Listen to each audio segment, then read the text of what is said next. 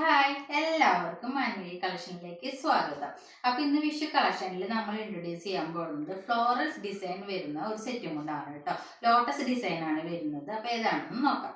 അപ്പൊ ഇതാണ് കേട്ടോ മാൻമേടിയിലെ വിഷു കളക്ഷനിൽ നെക്സ്റ്റ് മോഡൽ വരുന്നത്. നല്ല തിക്ക് ബോർഡർ ആണ് വരുന്നത്. ഡിസൈൻ സെറ്റും കൊണ്ടാണ് കേട്ടോ.